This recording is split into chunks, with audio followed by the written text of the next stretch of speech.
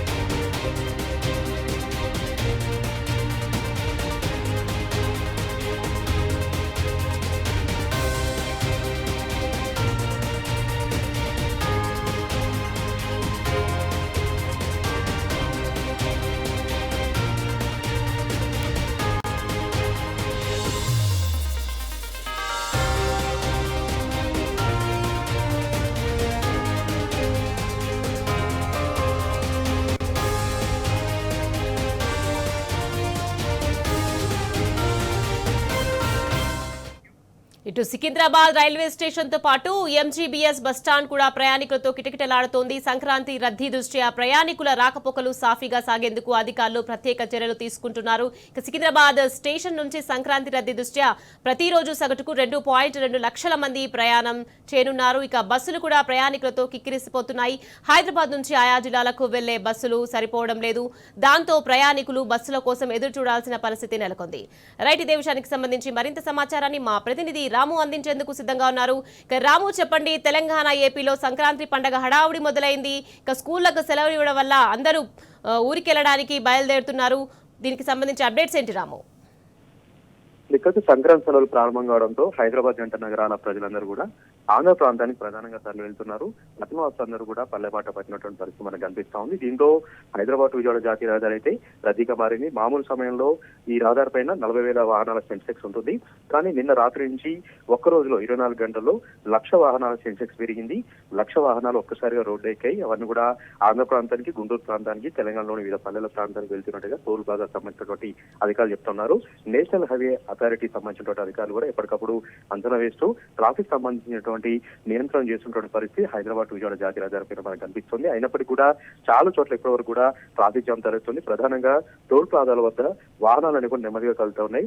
Automatic గా FASTag విధానంతో వాహనాలు కదులుతున్నప్పటికీ కూడా కొంత సాంకేతిక లోపం, అదేవిధంగా ఎక్కువ వాహనాలు ఒక్కసారిగా రోడ్ ఎక్కడంతో టోల్ ప్లాజాల వద్ద కూడా ఒక వాహనం దాటడానికి 30 సెకండ్లు 40 సెకండ్లు పడుతుంది. దీంతో వాహనాలన్నీ కూడా అక్కడెక్కడ బార్లు తినటువంటి పరిస్థితి మనకు కనిపించింది. ప్రధానంగా చౌటుప్పల్ మండలం పంతొమ్మిది టోల్ ప్లాజా వద్ద 2 కిలోమీటర్ల మేర వాహనాల రద్దీ మనకు కనపడుతోంది. ట్రాఫిక్ జామ్ అయింది. అదేవిధంగా కొర్లపాటు టోల్ ప్లాజా వద్ద కూడా, గూడూరు టోల్ ప్లాజా వద్ద కూడా కిలోమీటర్న్నర, అదేవిధంగా 2 కిలోమీటర్ల వరకు కూడా వాహనాల రద్దీ మనకు కనపడుతోంది.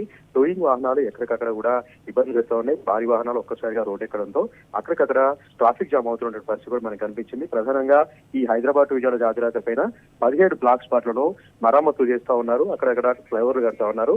దీంతో నెమ్మదిగా వెళ్తా ఉన్నాయి. ఎక్కడికక్కడ రద్దీ నిర్మాణం కనపడతా ఉంది. ఇక రైల్వే స్టేషన్, బస్ స్టేషన్ అయితే యథావిధిగానే చాలా మంది అక్కడ ప్రయాణికులు వెయిట్ చేస్తా ఉన్నారు. సరిపడ బస్సులు లేక, సరిపడ రైళ్లు లేక చాలా రకాల ఇబ్బందులు పడుతూ ఉన్నారు. తెలంగాణ ప్రభుత్వం, కాంగ్రెస్ పార్టీ వచ్చిన తర్వాత చాలా బస్సుల్ని స్క్రాప్ కు తరలించారు. చాలా బస్సు సర్వీసులు దక్కించారు. దీంతో వాహనాలు అక్కడ బస్సులు లేక కూడా చాలా రకాలుగా ప్రయాణికులు ఇబ్బంది పడుతున్నటువంటి పరిస్థితి మనకు కనిపించింది. ఈ హైదరాబాద్ విజయవాడ జాతీయ రహదారిపై అయితే వాహనాల రద్దీ నేపథ్యంలో అధికారుల విఫలం అనేది మనకు స్పష్టంగా మనకు కనపడుతోంది. అధికారులు ముందస్తు చర్యలు తీసుకోకపోవడంతో ఈ రకంగా వాహనాలు ఎక్కడికక్కడ కూడా ట్రాఫిక్ జామ్ అయిందని కూడా చెప్తా ఉన్నారు. ఎందుకంటే పనులు జరుగుతున్న ఒకవైపు, మరొక వైపు ఈ సంక్రాంతి నేపథ్యంలో రద్దీ ఉంటుంది. ముందస్తుగానే చర్యలు తీసుకోవడం విఫలమయ్యారు. ప్రధానంగా కాంట్రాక్ట్ ఏజెన్సీలతో ఆ వాహనాలని రద్దీ నేపథ్యంలో ఆ పనులు సవ్యంగా జరగేలాగా చర్యలు తీసుకోవడం విఫలమయ్యారు కాబట్టి హైదరాబాద్ ఇతర జాతీయ రహదారిపైన ట్రాఫిక్ జామ్ అయిందని కూడా ప్రయాణికులు అయితే కొంత అసంతృప్తి వ్యక్తం చేస్తా ఉన్నారు. Right, thank you Ramu.